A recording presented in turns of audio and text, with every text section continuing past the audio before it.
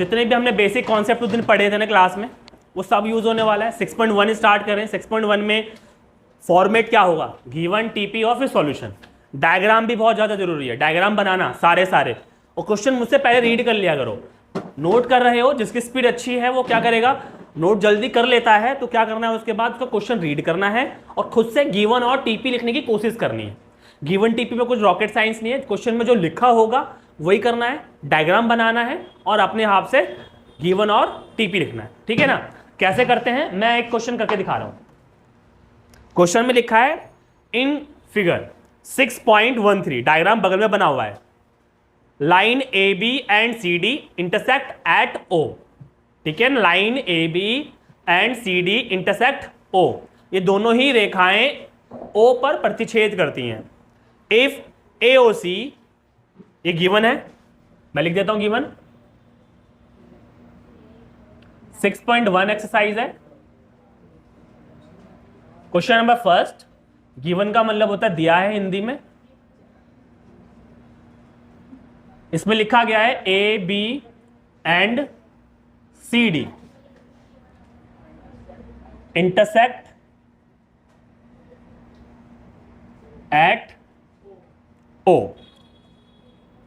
ए O C plus B O E, इन दोनों का सम कितना है 70 degree and B O D equal to 40 degree. अब देखो लिखा फाइंड, लिखा है ना, तो हमें क्या फाइंड करना है वो देख लो। लिखा है बी ओ ई, ये फाइंड करना है, और एक रिफ्लेक्स एंगल। रिफ्लेक्स एंगल किसे कहते हैं बताया था, प्रतिवर्ती कोण बोलते हैं हिंदी में इसको। क्या बोलते हैं, प्रतिवर्ती बोलते हैं, लिखा है बुक में, हिंदी मीडियम पढ़ा नहीं क्वेश्चन। ठीक है, देखो डायग्राम बना रहा हूं मैं, डायग्राम को भी देख लो, ध्यान सुनना आप डायग्राम को। ओके, देखो लिखा है A B and C D क्या कर रहे हैं, इंटरसेक्ट ओ। ये रहा मेरे पास, ये ए बी है, ये लाइन ए बी, और सी डी जो लाइन है वो ये रही, ये सी है और ये डी है। कहां पे इंटरसेक्ट कर रही है, ओ पर, और इसके साइड में एक रे निकली हुई है, वो ई, ओ ई, एक रे निकल रही हुई है ऐसे। ठीक है, ये क्या है, ओ ई है। कैसे करते हैं सॉल्यूशन, क्या क्या फाइंड करना है वो सब देख लेते हैं। हमें फाइंड करना है बी ओ ई, कहां पर है, बी ओ और ई, मुझे ये फाइंड करना है, ये वाला एंगल फाइंड करना है, और हमारे पास क्या क्या है वो देखते हैं। तो लिखा है ए ओ सी, कहां पर है ए ओ सी, ये रहा ए ओ सी, मतलब ये वाला एंगल हमें पता है, बी ओ ई, बी ओ ई, ये वाला। इन दोनों का जो सम है वो कितना है 70। मैं लिख लेता हूं कि मेरे पास ए O C plus B O ई का जो सम है वो 70 है। ये क्वेश्चन में ही हमें पता है, साइड में रीजन लिखा है मैंने। रीजन क्या है, गिवन, कि क्वेश्चन में मुझे पहले से ही पता है। रीजन जरूरी है लिखना ज्योमेट्री में, याद रखना। मैथ्स में रीजन मांगता है, तुम्हें नहीं पता कुछ चीज, डाउट होता है तो मुझसे बोलो। ठीक है, कोई भी क्वेश्चन में वाई जरूर आना चाहिए, पूछना जरूरी है कि क्यों आता है। तो यहां पर ये ए O C plus B O ई 70 है, कैसे आया, क्वेश्चन में लिखा गया था। अब हम एक चीज है जानते हैं, थोड़ी देर के लिए भूल जाओ कि लाइन है, भूल जाओ थोड़ी देर के लिए लाइन है। ओके, ये दोनों आपस में इंटरसेक्ट कर रही है, तो आप सोचो क्या लिखा है, B O D, B O D, ये कितना है 40 है। तो ये वाला एंगल इसके बराबर होगा या नहीं, कि B O D is equal to किसके बराबर है, ए ओ सी के बराबर है, ए ओ सी के बराबर है। कितना होगा 40। Reason vertically opposite angle, Hindi में क्या बोलेंगे, शीर्षाभिमुख कोण। क्या बोलते हैं इसको,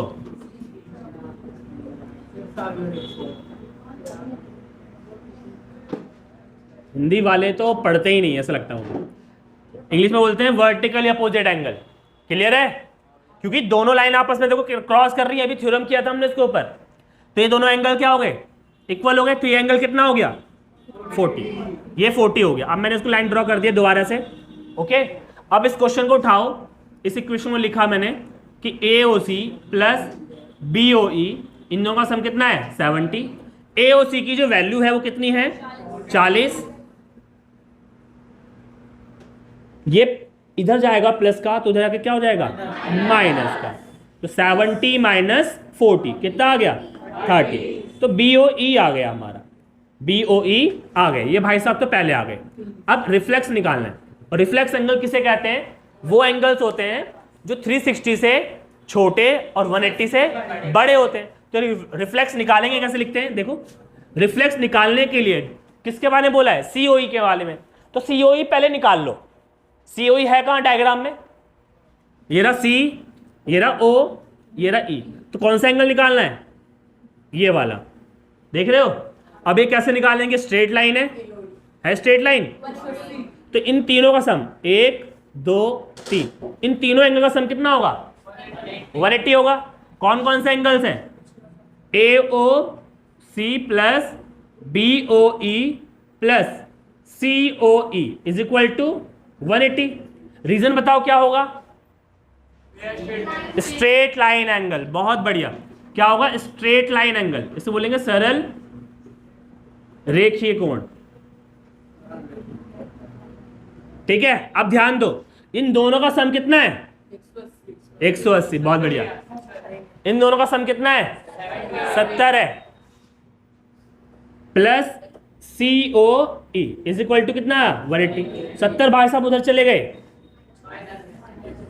तो इधर बचा COE is equal to 180 minus 70, कितना बचेगा? तो COE कितना आ गया? 110। आप बोलोगे रिफ्लेक्स एंगल है क्या ये? क्यों नहीं है? क्यों नहीं है? क्योंकि 110 180 से बड़ा और 360 के बीच में आता है क्या ये? नहीं आएगा। तो इसका मतलब रिफ्लेक्स निकालने के लिए COE को क्या करना पड़ेगा? 360 से माइनस करना पड़ेगा। और COE कितना है? 110। कितना आ जाएगा? 250। एक बार और समझ लो कि एक हमारे पास स्ट्रेट लाइन है जिसके अंदर कुछ एंगल्स बने हुए हैं। स्टार्टिंग में हमें क्या पता था कि AOC और BOE इन दोनों का जो सम था वो 70 था, और क्वेश्चन में ये गिवन था कि BOD जो है वो 40 है। तो ये दो लाइन आपस में इंटरसेक्ट कर रहे हैं, जिसमें इन दोनों का आपको पता है दोनों बराबर होंगे। क्यों होंगे? क्योंकि ये दोनों वर्टिकली अपोजिट एंगल बना रहे हैं, इसलिए ये भी 40 होगा, ये भी 40 होगा। फिर हमने आगे करा, सॉल्व करने के बाद 40 इसकी वैल्यू 40 रखी, आप पहुंचा दिया, कितना आ गया? 30 आ गया। उसके बाद एक स्ट्रेट लाइन ले ली।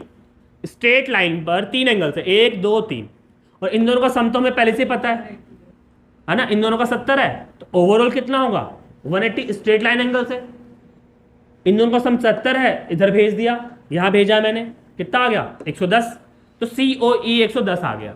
रिफ्लेक्स निकाला, 360 में से इसको माइनस कर दिया। 360 में से क्यों माइनस किया? क्योंकि हमें रिफ्लेक्स निकालना था।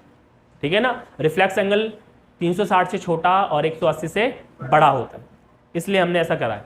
ओके, नोट कर लो। हाँ, ये वाला 40 कैसा आया? क्योंकि अरे जब दो लाइन आपस में इंटरेक्ट करती है तो एक एंगल 40 है ये वाला, तो ये कितना होगा? तो वही क्या, ये रहा 40, तो ये सामने वाला कौन होगा? 40 होगा। कर लो नोट। देखो XY और MN, XY और MN दोनों इंटरसेक्ट कर रही है O पर, और रेशियो दिया गया है A/B जो है वो 2/3 है। Okay done. ध्यान दो इधर, POY, ये रहा POY, ये डब्बा बना रखा है, इसका क्या मतलब है? 90। पता था ना। अगर ये 90 है तो ये कितना होगा? ये भी 90 होगा। ओके, तो हम क्या करेंगे, सॉल्यूशन में जाते हैं और लेट करते हैं रेशियो को। Let to be a ratio. माना कि अनुपात, कैसे लेट करते हैं देख लो। A/B को लेट करेंगे AX और BX। ठीक है, वैसे रेशियो दे क्या रखा है इसका? 2/3 दे रखा है। ओके, ध्यान देना। तो A/B इनको हमने लेट कर लिया, क्या है यहां पर? 2 और 3 दोनों को लेट कर लो। क्या होगा? देखो 2x होगा और 3x होगा, दोनों को लेट कर लिया गया है। तो यहां पर देखोगे तो एक A रहा और ये रहा B, इन दोनों का सम किसके बराबर है? 90 के बराबर है, मतलब a प्लस बी जो है वो किसके बराबर होगा, 90 के बराबर। और a की वैल्यू क्या है 2x और b की वैल्यू कितनी है 3x, दोनों को प्लस कर देंगे 5x, 5 को तो भेज देंगे डिवाइड में, भेज दिया, कितना आ जाएगा डिवाइड करके, 5 1 जा 5, 5 कितना बचा 4, 5 8 जा 18 आ गया। किसने बोला था वैसे 18 पीछे से, सही बोला। अब हमें a की वैल्यू फाइंड करनी है, तो a की वैल्यू क्या हो जाएगी 2x, 2 मल्टीप्लाई 18 कितना आएगा 36 आ गया। अच्छा bx बोल रहा हूं, b कितना होगा 3x, 3 इंटू 18 कितना आएगा 54। हमें तो c निकालना है, हमें तो c निकालना है। c कहां पर है, ये रहा। कैसे निकालेंगे, स्ट्रेट लाइन है ये, इन दोनों का सम कितना होगा 180, मतलब b प्लस c का जो सम होगा 180 होगा, बिकॉज लीनियर पेयर, रैखिक युग्म। हिंदी में क्या बोलते हैं इसको, इंग्लिश वाले भी हिंदी पढ़ने लगे हमारे, हम तो हिंदी मीडियम के लिए कर रहे हैं खास। तो b की वैल्यू कितनी है 54 plus c is equal to 180। c की वैल्यू निकालने के लिए हमने 54 को तो भेज दिया, कितना आ गया, c की वैल्यू आ गई। ओके, चलो नोट, डायग्राम बनाओ, G1 लिखो, TP लिखो और